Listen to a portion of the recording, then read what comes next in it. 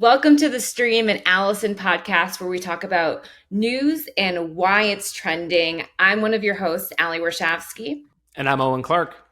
And today we are very lucky to have Lauren Lewis, who is a producer at KTLA in Los Angeles.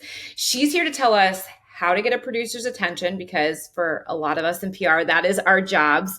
And what's the benefit of having a guest appear on a local station like KTLA, and pretty much just a really good insight into how newsrooms work. So Lauren, thanks so much for joining us. Thanks for having me. My first question for you is just one, can you give us a little background of like what type of producer are you? I think people don't realize there are so many in a newsroom. There are some that are producing a 6 a.m. newscast. There's some that are producing a lifestyle show. So what is your role at KTLA?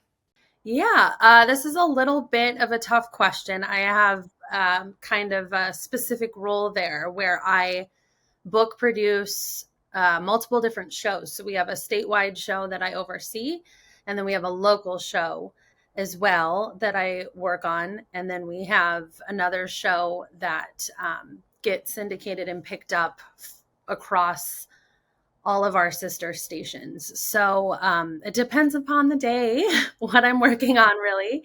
But yes, as you said, there are a lot of different producers in a newsroom. So identifying who you're speaking with and what they're doing is helpful, because if you're talking to someone who's working on the assignment desk, watching for breaking news, that's not going to be helpful if you're trying to do a lifestyle segment. So a lot of different people. And you said something that I know because I'm deep in the weeds of the business, but most people wouldn't, but like that you're producing shows that are syndicated nationally. And I believe you said through Nexstar, correct? Correct. People have no idea what that means. Can you explain, like Nexstar, right? So my background, I went to University of Missouri, the Mizzou Journalism School. And so they have an NBC affiliate there. And from there, I worked my way up to network. Now I'm at KTLA. So I kind of know everywhere in between super small local and network. And so you have the networks, obviously.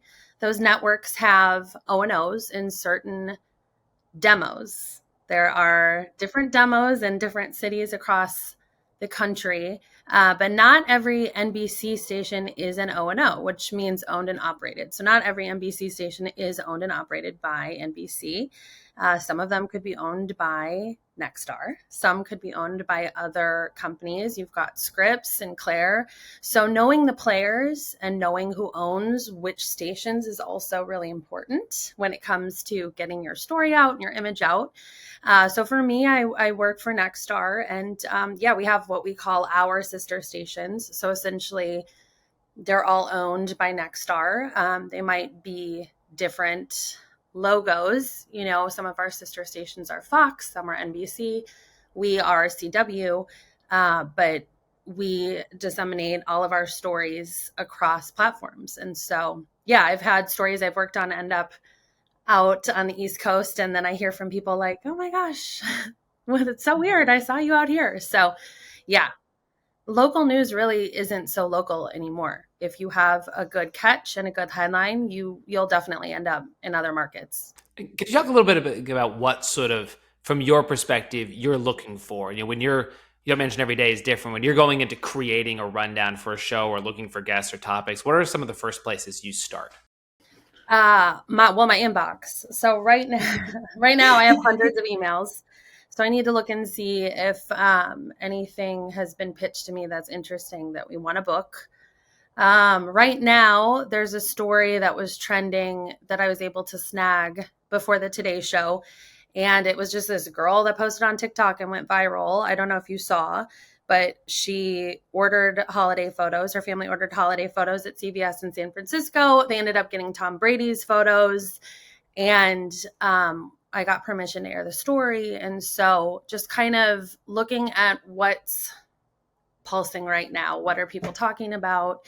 But also looking ahead, you know, we have weather coming in this weekend. What is going to impact the most people? What do the most people care about? And let's talk about that inbox thing, right? That's fascinating. So, like, when you're going through it, I imagine, and correct me if I'm wrong, part of it's people you might already have relationships with, right? So people's Mhm. names you know to look for. I But say it too much, beyond, you guys.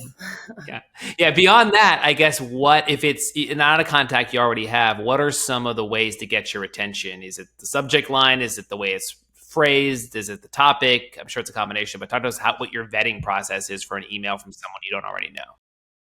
It is the subject line. If it's in all caps, I'll probably stop to actually read it. If it is a good subject line, I will open it. If I go a few hours without opening my email, I will get at least 200 emails. So the most recent pitches we've gotten are one that really captured me to actually book to have an in-studio guest was a personal story of a firefighter using the newly FDA approved weight loss drug called Zepbound. Everyone's talking about Ozempic. How is that changing the actual economy and our health? And so tying it to somebody who wasn't selling somebody, but really had a personal testimony was important. And so we ended up booking him, and he actually flew in from a different state just to be on our show. And it was a really powerful segment talking about the ups and the downs, the goods and the bads. And so that's something that stands out that we did recently. I will be sending you a lot of emails after this. And so you're doing everything from like a lot of, it sounds like featurey stories, right? Like the TikTok trending, or really like the firefighter who's taking the weight loss drugs. Do you ever do like business or crime, or is that not your realm? I mean, not We necessarily just pitching had crime guests, but you know what I mean. I work on a statewide political show, and Okay. then we do newsmakers. So we just had the LA mayor on discussing homelessness. I mean, it really, I think content is king. And so there is no ruling things out to say, oh, well, it doesn't fit into this formula, because people are talking about homelessness. So it doesn't really matter if we normally have a feature at this time. We were able to get the mayor in house. We just did that a couple of days ago. And so that's important, and that, kind of takes precedence over everything else. So again, the subject matter. Well, as I said, the subject matter and the guest, it sounds like partially, right? So obviously, if you're an established political figure, or a Tom Brady's level celebrity, that's one draw. But if you look at other, the firefighter executives or regular people, what are some of the features and like the performance skills you look for in guests to book them and then put them on something that's so visual like TV? Being genuine. I have gotten at least 20 pitches in the past week of entrepreneurs, self-starters, CEOs. And I'm like, you haven't made me care. And if I don't care, then I don't know how a viewer would care. What is your story? I love that you're making millions of dollars, but what is it that I can tie into a story that's going to hook an audience and make them care about you? And so it's those genuine stories. Like, we have a company that has a new product that can help clean the oceans. That's going to help everybody here in California. And so that's cool. They're making money. They got like $1 million grant, but also they have a good story. And so it's not just about them making money. And so I think when you're pitching, you have to be cognizant of the greater good is more what we're looking for. Sometimes I'm sure you have a repeat guest, right? What makes you go back to a guest? Is it because they're energetic, or because they're an expert in the space? Is it because they did have good lighting in their remote setting and good sound? Why would you rebook a guest? Let's put that way, or have them on your roster of people you'll continuously call. Yeah, I can think of a few that we have that we're like, oh, that's our expert. We have people back when they're really helpful to producers. So I'm not the expert in your subject matter, but I know that everyone. So for example, we had a veterinarian who's like a veterinarian to the stars in Hollywood. He's really good on TV. And he's really good at breaking down that subject matter and explaining it to the viewer. Like, this is why you should care. This is actually really important. I can't necessarily get all of that in a script because I'm not a veterinarian, but I've seen headlines of this random dog illness going around, and everyone loves to bring their dogs to, restaurants in LA. So we should be talking about it. And being able to connect with the viewer, but also help the producers work on that segment and being like, this is what should be in it because this is why it's important. And then, of course, being good on air. So owning that stage when you're there for those 2 to 5 minutes is really helpful. And can you talk a little bit about, I guess, the impact the pandemic had on your process, right? Because I think, we've seen so many more remote interviews on news than we did 6 to 7 years ago. Maybe that was starting beforehand, but I guess talk about how that shifted things and now how you approach having an interview be remote or trying to get somebody in studio. Yeah, absolutely. Whenever I'm trying to book, I always say that we prefer in studio. I think that there is just a magic that happens when you're in person that can't be recreated over Zoom, but we aren't limited anymore. So, recently we had James Comey on one of the shows that I produce for Nexstar, and he just couldn't make coming to LA work in his schedule, but we weren't limited to only having in person. So I am thankful for that remote option. But it is, we have a full email with really specific instructions, like have your lighting this way, don't have light behind you, make sure your camera is at eye level. And so it's a whole masterclass on how to just sit in front of your Zoom now, basically. Which is what Owen and I try to teach clients in our media trainings. Yeah, I was going to say, is there like a number one thing that drives you crazy, right? Like if you were to talk about the number one, like remote faux pas that people do. Yes. When your camera is like below your face and you're looking down, that angle isn't going to work for anybody.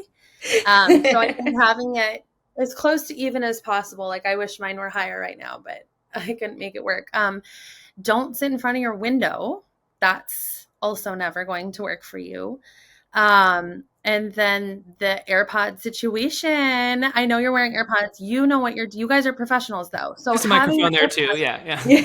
But not having them charged is the issue. So if you're like, yeah, no, I'm good, and then they die a minute in, it's a problem. So yes. I think we need to add that to our playbook, actually. Oh, and make sure you charge your devices. Your devices. Use the when in doubt, use your hardwired because, but I mean, for the most part, I feel like people are catching on to Zoom, getting hip with it. I think there's always those unexpected moments, though, like the Amazon driver and then the dog barking or, the kid walking in, just things that we'll never be able to fully avoid as much as we try. But we do warn clients. We're like, if you have a very big interview, if this is your, first, well, not even first, but anytime you're going on, Fox Business or something, for the love of God, hire a babysitter, get the dog in daycare, please. You mentioned something via emails that was so interesting to me because you said that you're not only just looking for great TV segments, but you're looking for something that will perform well in digital and also maybe a podcast too. What did you mean by that? I actually never even thought about, I always think about the digital aspect because everything is about what's trending, what gets clicks, but never thought about the podcast aspect of it. Yeah. One of the shows that I book for is also a podcast. So it's TV and podcast. I actually am going to promote it because we just won. We just placed second and third in the National Press Club Awards, right behind Jon Stewart. So that's amazing. That's when I say content is king. I am thinking, can this person carry a 30-minute television interview and a 1-hour podcast?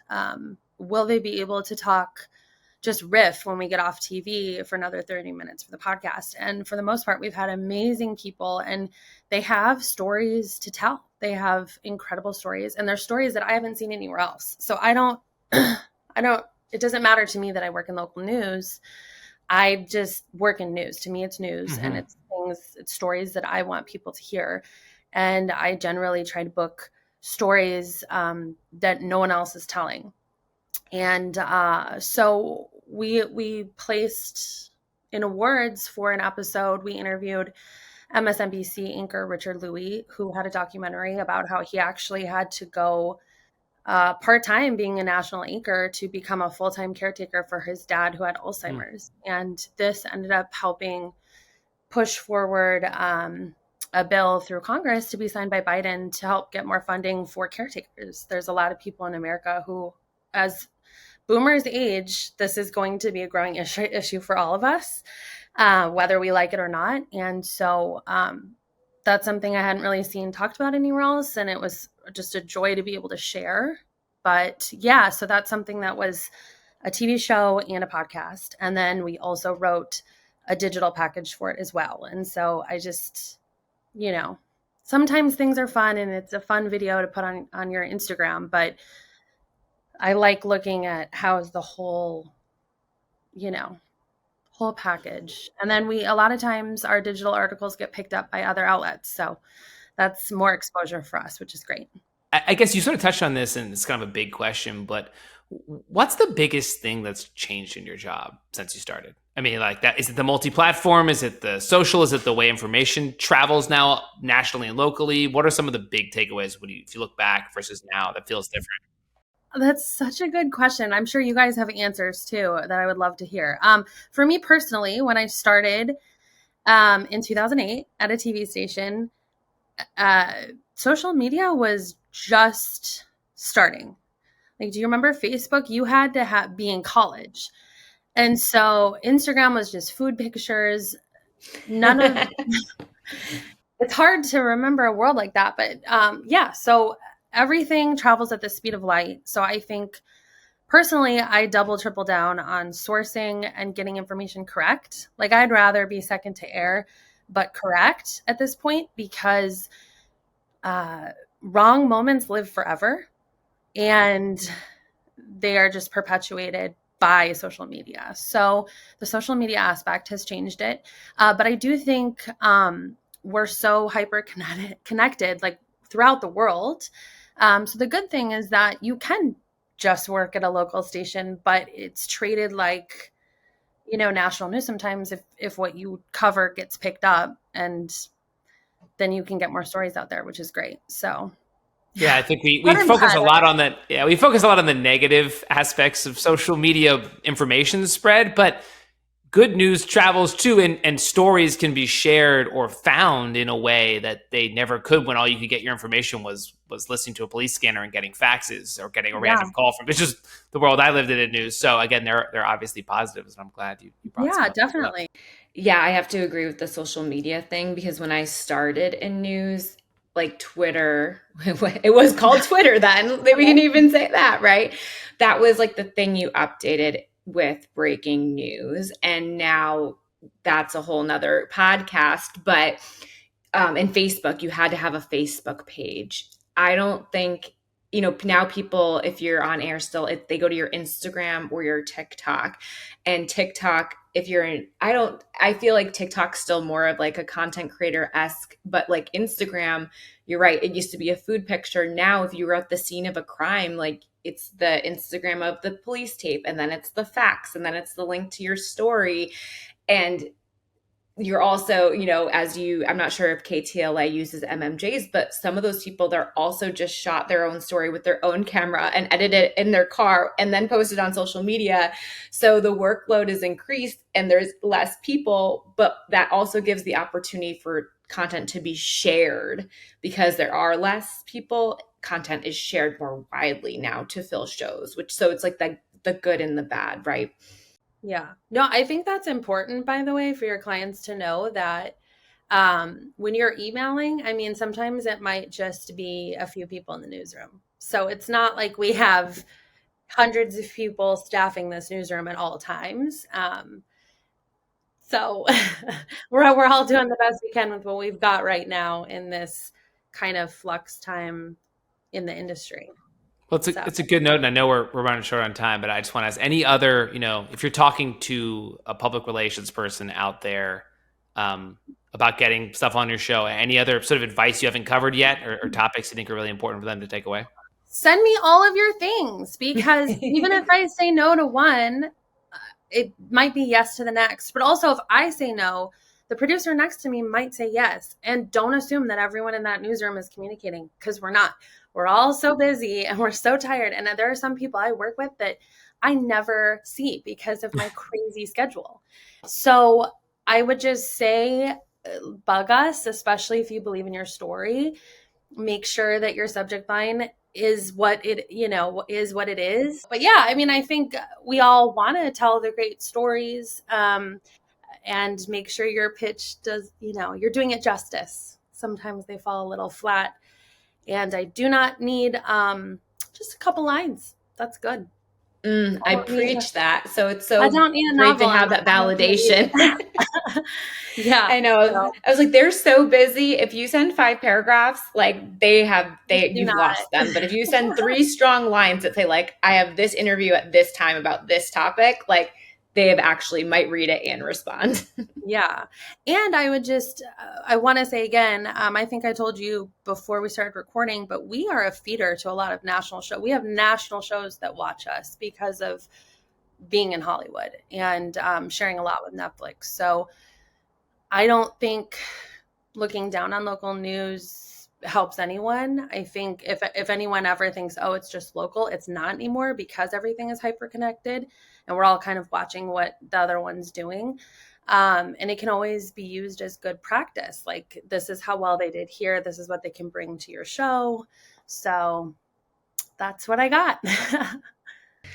Lauren, that was just, it was so fascinating to hear from you. I even, as much as I think I am an expert, I definitely learned a lot from you in this short time, just about bugging different producers, because I'm often in the mindset of, oh, I already bugged once, they said no, but it's good to know that, maybe reach out to 2 or 3, because you are all on different shifts and working on different projects. So thank you so much for joining us. We really appreciated it.